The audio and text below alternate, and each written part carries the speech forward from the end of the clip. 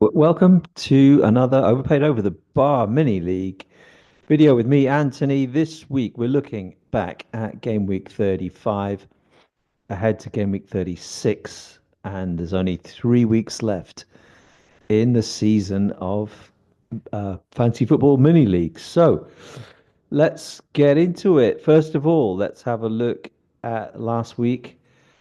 My team, you can see on the screen here. Um, I mean, it's a pretty. I actually got a green arrow, but it's a pretty weak performance, really. I got a penalty from Eze, a penalty from Isak, and they both got bonus points. Visser got a goal. I was very happy with that. I transferred in Visser instead of Mbermo, and he did outscore Mbermo, but everyone who got Mbermo in put him in as captain very sensibly, whereas I went for Salah. So I only got 7 for Visser, whereas people who captain Mbermo got 10, I think, or maybe 8. I think 10. So I didn't do badly in the end. I'm still not really on course for 100k. I think 80k with the way the fixtures are. I don't think, and the fact that I mean I'm not going to be too different from the teams above me. I don't think I'm going to make up that 80k. So I'm quite a little bit disappointed about that. Uh, but you never know. You know, maybe game week 36 or 7 or 8 will turn something up that boosts me up the ranks. Let's have a look at the mini league, which is what we're interested in. So Piers is what is that? 40 points, 30. My maths now being challenged. 37 points ahead of me, I think.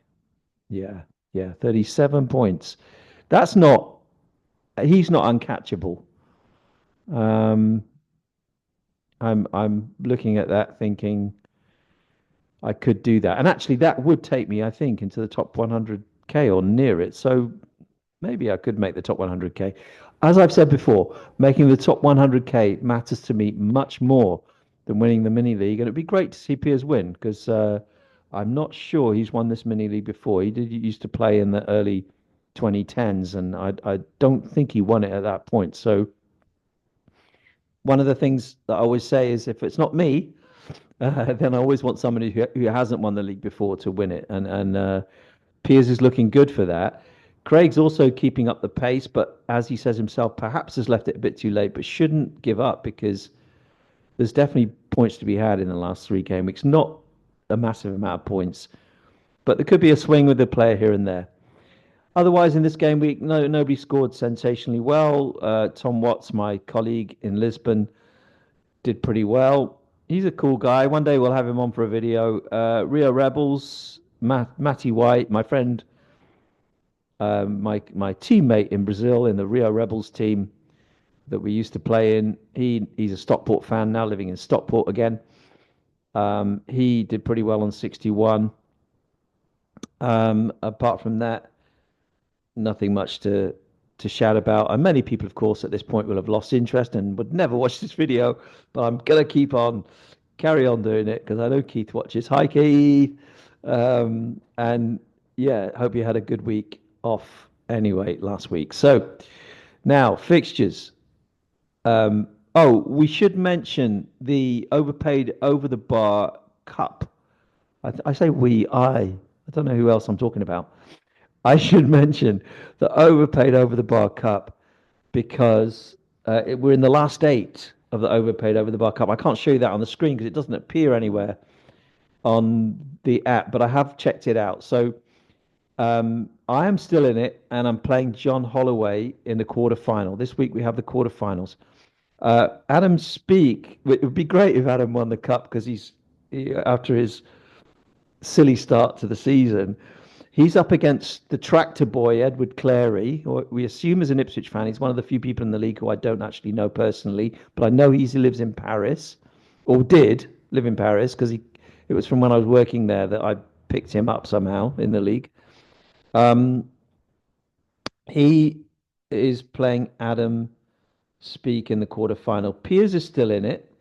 He's up against Matty White, who I've already mentioned, which reminded me of the cup. And the other um, quarterfinalists are Robbie Speak, Adam's twin, up against Louis Shingleton, Piers' son. So we've got the Shingletons up against the Speaks. I mean, they're not actually only in that tie, but we've got the two Shingletons and two Speaks in the quarterfinals, and then Ant John, Tractor Boy, and Matty. So one of those will be lifting the much coveted overpaid over the bar cup in 3 weeks' time. And let's try and make it a thing because we rarely pay attention to it. I do think the way that it's featured on the app is very incidental. It never really appears unless you go looking for it. So, I mean, I suppose if you just left your screen on cups instead of leagues, you would see it every week. But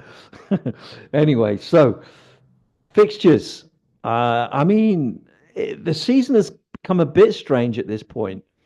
We've got three teams completely relegated, and we've got two teams in the final of the Europa League. Um, and that means that fixtures this weekend are not as perhaps as obvious as they could be. And there's a lot of teams playing each other that are quite decent, like Bournemouth against Villa, Wolves against Brighton, Newcastle against Chelsea. Those fixtures, Liverpool against Arsenal, obviously, those fixtures are very hard to call. Then you have a few other ones that are a bit easier. Manchester City away at Southampton. It's just a case of how many goals City will score and will they concede one. So you might want to double up on Man City defense because we've said before their defenders like Luis T.S., Ruben Dias, and Guardiol, and perhaps even Edison. Very good picks for that game. Obviously, Marmouche. If you already have him, don't sell him. There is a possibility that Haaland starts this game. I've been thinking about it. I think it's a bit of a possibility. It's a kind of game that Pep would think he's not perhaps going to suffer an injury because Southampton are not that type of team and they're probably not going to have much bite about them. So he might risk him as a starter in this game. And with a 3 o'clock kickoff, it means the deadline is at 1:30. So excuse me, we may have some team news by 1:30 about who's starting for Man City. So if you're still holding on to Savinho, like me, for example, Savinho or Haaland as a last minute transfer, you might want to think about that. Of course, getting in Haaland requires a hit, and a hits are expensive at this point of the season. I mean, he may have enough money, but I doubt it. So I don't think Haaland's a good idea. The reason why I don't think Haaland's a good idea is because in game week 37, Manchester City have Bournemouth at home, which is not an easy fixture. Plus, it's only 3 days after the cup final. Now, Haaland is very likely to start in the cup final if he's fit, which means he's highly unlikely to start the Bournemouth game on the Tuesday. However, Manchester City are very much looking to secure that Champions League place. So there is an argument he starts both, but I don't see that. So if you get him in for 36, it's really just for 36, I think. Um, any other players for Man City? Well, Kevin De Bruyne is going to be the big one. That's the transfer in that is the most popular for Manchester City this week. And it does seem he's getting a very central role. He's getting a lot of minutes, and he's not too expensive. So you may want to look at Kevin De Bruyne for this Saturday. Probably a good transfer. The other team that people are targeting is Brentford at Ipswich. They have obviously Mbermo and Visser. You may even want to get in Kevin Schade, who scored a hat trick last week. That is, I think that's a good transfer because he's actually quite cheap as well. So you can easily afford him. So if you've already got Mbermo, you could go to Visser. You could also go to Schade as a double up or even a triple up on Brentford because they don't have bad fixtures. the rest of the season. In game week 37, they got Fulham at home, and in game week 38, they've got Wolves away, which is not they're not easy fixtures, but they're not. You could imagine them scoring goals in both of those games. So and Burma usually gets something. So um, I think Burma is kind of a must-have for this week. I'm certainly going to transfer him in this weekend, and I may take a hit and get another player on top of that. Um, the other one that people are talking about is Bowen because Manchester United are playing Athletic in the second round of the Europa League, but they are already 3-0 up and they are at home. Unlike Spurs, who are travelling uh, to a very cold place. I think it's Norway or Sweden. I was going to say Norway, and then I was like, is it Sweden? I think it's Sweden. They're travelling to the north of Sweden, Spurs, this game week, whereas Manchester United are playing Athletic at home on Thursday, and then they're playing 2 o'clock on Sunday. That's not a difficult turnaround. Again, at home, I don't see them being hugely weakened for that fixture. If they're play West Ham have obviously they have Jared Bowen who manages to get points playing for a terrible football team because West Ham have become the worst football team apart from the relegated teams in this half of the season. Um, I don't see that being a great pick this week, Bowen. Personally, I think Man United, they've still got a lot to prove to their fans. It's not like they're just going to go, okay, we're in the Europa League final, so we'll just take these games easily. I think also Amaring has got a lot to prove to the fans, and I think if they're able, I mean, not saying they are, but if they're able to put on a good performance, then they will try to do that this Sunday. And I even think that Bruno Fernandes, he's got Chelsea away the week after, and then Aston Villa at home. No, I hadn't looked at their fixtures. Man United, terrible picks for the rest of the season. The teams with the best fixtures for the rest of the season are Brentford, Manchester City, and you want to be looking at Bournemouth for game week 38 because they've got Leicester at home in game week 38, which is I mean, they could blitz Leicester on the last day with their attacking flair. So Nottingham Forest have also got Leicester at home this weekend. Now, if you haven't got Chris Wood, is it better to bring in Visser or Wood or Wisser or Wood, Visser or Wood this weekend? I would say I'm not sure about Forest's attacking threat at the moment, and Leicester are they're improving a bit. They beat Southampton in the they proved they weren't the worst team in the Premier League last weekend, which I've called them that most of the season. I don't know if they got any pride from that, but they certainly beat Southampton. Um, Nottingham Forest, you'd fancy a clean sheet, so you might want to bring in a defender if you don't have one. The only problem is if taking hits for defenders is not great. Um, you might want to bring in a Langer. I don't know. Certainly, if you've got Forest players, you're going to be very happy with that fixture coming up. The other one is Crystal Palace. Now, Spurs traveling a long distance on Thursday night. They've got a lot more to do in their second leg than Manchester United have to do in theirs.